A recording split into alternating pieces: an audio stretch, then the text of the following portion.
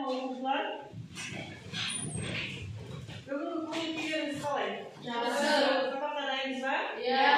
Жақсы. Ендеше қазір жағымды атмосфера қалыптастыру мақсатында үш шапалақ ойын ойнаймыз. Яғни бір-бірімізді тыңдаймыз десек, қолымызды бір ғана шапалақтаймыз.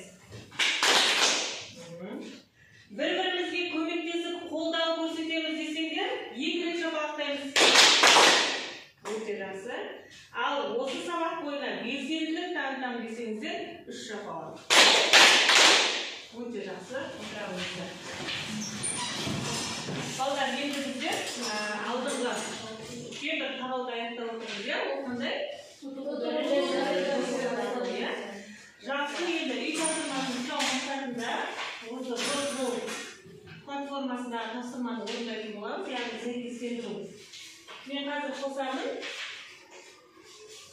Осының ішіндегін мына жерге алып келіп сәйкестендіреміз. Түсінікті ме тапсырма? Бұл жерде тұз қышқылындағы хлор дейді. Қайсы тұз қышқылындағы хлор?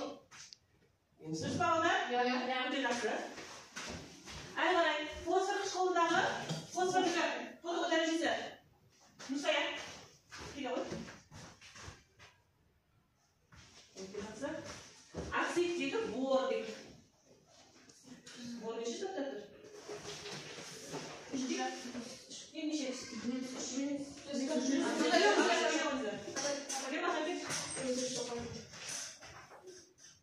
Дұрыс па, дұрыс па, соңында шығарып береді. Күні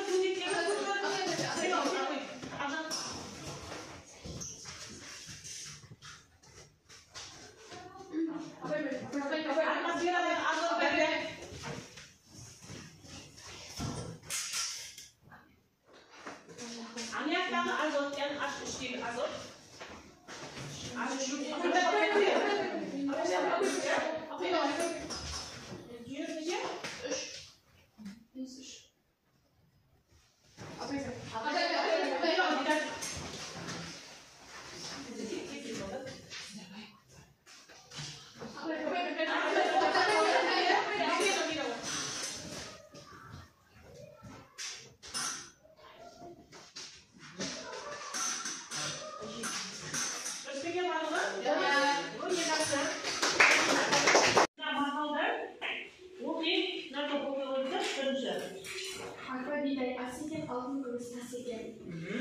Яғни біз оның ішінде жай зат бар ма?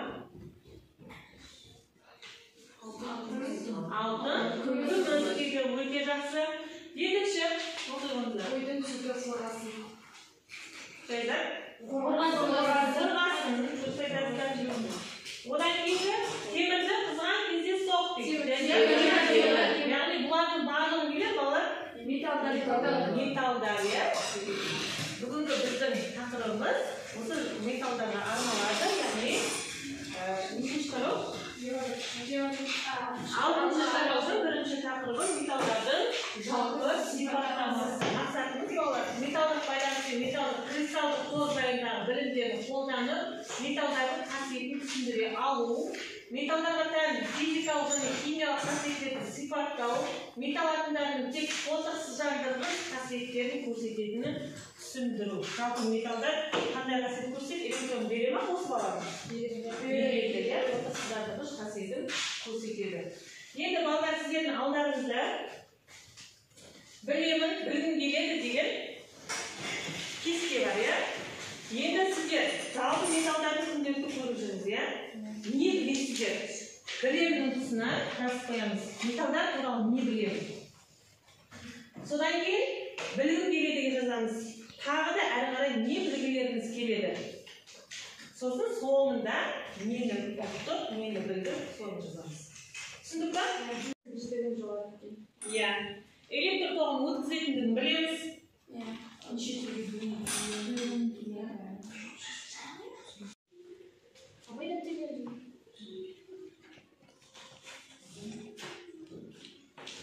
Сіздерден сұрап кетейік, металдар туралы не білесіңдер жалпы? Біз білеміз металдардың электр және жылу өткізгіштігін, ал білгіміз келеді металдардың қасиеттері.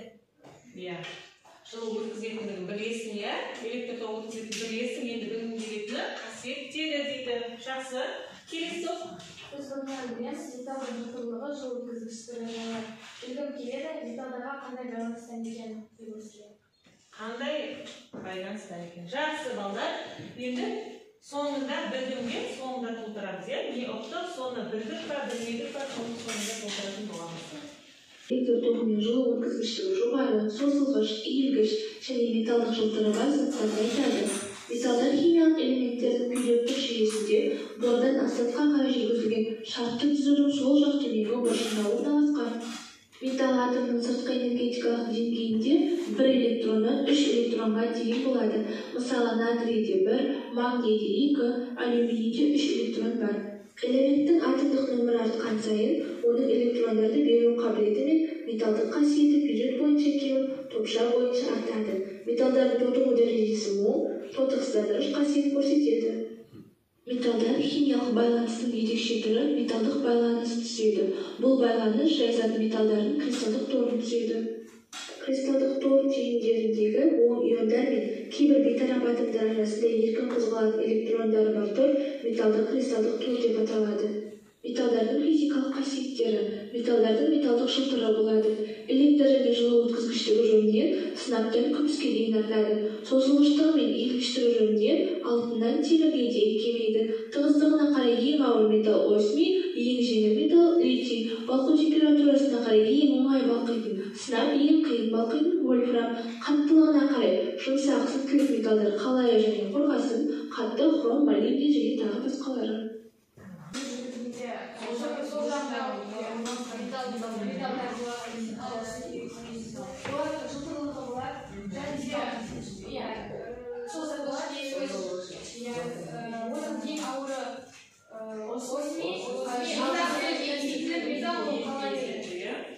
Жақсы. Тағдан ектім. Қандай байланыстар екен металдар? Кристалды тор байланыстары және екен. Кристалдық торларында не жүреді? Қандай байланыс бар?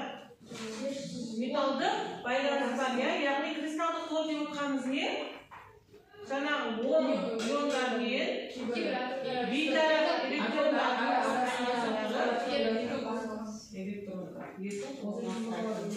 жақсы. Міне, мына сызық не сызық?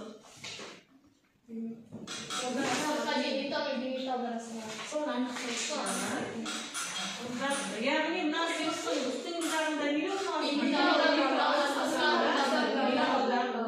екен? Металдарға жататындар барлар. Барлық S элементтер.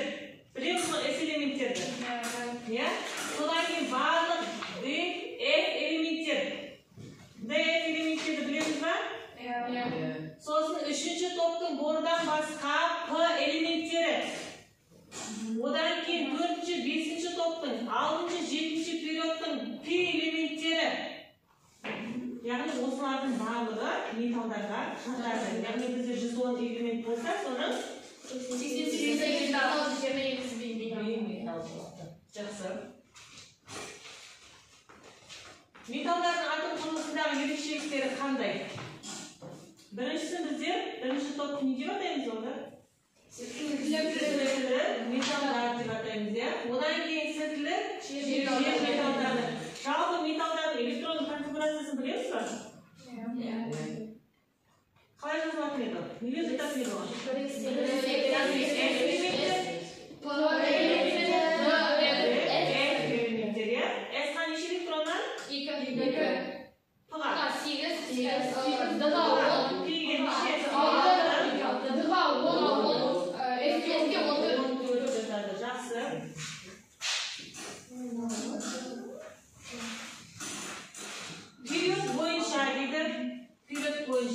металл атомдарының радиусы біртіндеп кемейді, сондықтан иондардың энергиясы, электрон тартқыштық және электр терістілік қасиеттері артады. Сәйкесінше металдық қасиет период бойынша біртіндеп азаяды дейді. Жалпы түсіне отырып па балдар? Бізде топтар қосымша топша және негізгі топтар болып бөлінеді. 5-6 периодтың металдары үшін кезекті электрондардың ішкі энергетикалық деңгейге орналасуына байланысты атом радиусы өзгермейді немесе артады екен. Сондықтан жоғарыда келтірген негізгі топшадағы заңдылықтардың өзгерісі де бәсең болады дейді. Жалпы металдарға сипаттама бердік па, бере алдық па? Түсіндік қой, енді сол бойынша қазір біздер тапсырмалар орындайтын боламыз. Теңдеулерін тапсырыңдар дейді. Мырыштың күкірт қышқылымен, алюминийдің хлормен. Бірінші топ. Магнийдің оттекпен, алюминийдің мыс сульфатымен екінші топ. Тақтаға жаза қояйық.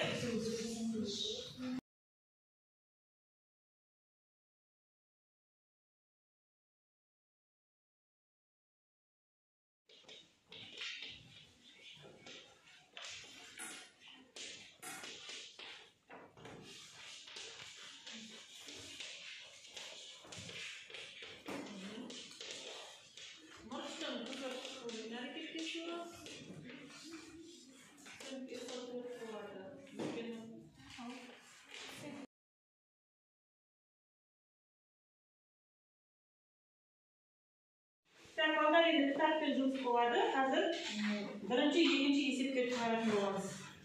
Кім шығады бірінші есептер? Келген болсайық. Ақжан Жайдос.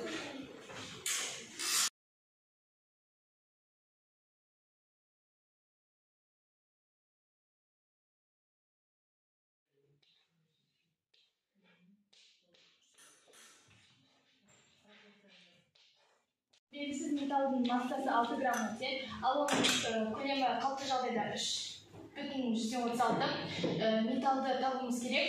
Ал шешуі белгісіз металмен суда әрекеттестіргенде белгісіз металл гидроксиді және де сутек газы бөлінеді. Ал пропорциялық арқылы шешкенде 40-қа тең, оның жауабы кальцийге тең. 40 салыстырмалы массасы кальцийге. Жақсы, жарайды балдар, бағанағы ең басында отырған білім келеді, кестесін аламыз.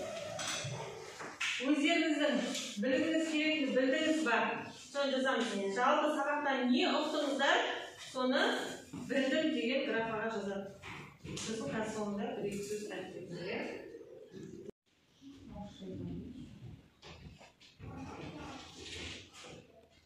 айтып болып па кестені толтырып? Өйткені айтамын. Мен білгім келген заттарды білдім, яғни металдың қасиеттерін түсіндім деп айтамын. Яғни қандай қасиеттері бар екен сонда металдардың? Қаттылығы, сусылғыштығы, иілгіштігі жайлы білдім. Электр өткізгіштігі, жылу өткізгіштігі. Тағы да қандай металдармен таныстың? Ауыр металдың кристалдық платонын иілгіштігі. Жақсы, жарайды. Металдың кристалдық тор жайлы және металдардың химиялық қасиеттері жайлы толық мәлімет ала аламыз. Жақсы, жарайсыздар балдар. Енді сіздермен кері байланыс, яғни таңдау әдісі деп аталады. Мен сабақты қызықты болды ма, қызықсыз болды ма, өздеріңіз таңдайсыздар. Мен сабақта үйрендім, көп нәрсені үйрендім ба, әлде үйренгенім аз болды ма? Мен басқаларды мұқият тыңдадым, әлде зейінсіз болдым ба? Мен сабақтағы өз жетістіктеріме ризамын, риза емеспін. Таңдау өз еріктеріңізде, сондықтан тез-тез айта қояйық. Әсем, Мен сабақта қызықты болды деп ойлаймын. Мен сабақта көп нәрсені үйрендім. Мен басқаларды мұқият тыңдадым. Мен сабақта өз жетістіктеріме риза. Өте жақсы. Дария айтамын. Мен сабақ қызықты болды деп ойлаймын. Мен сабақта көп нәрсені үйрендім. Мен басқалардан мұқият тыңдадым. Мен сабақта өз жетістіктеріме ризамын. Өте жақсы. Жарайсыңдар балалар.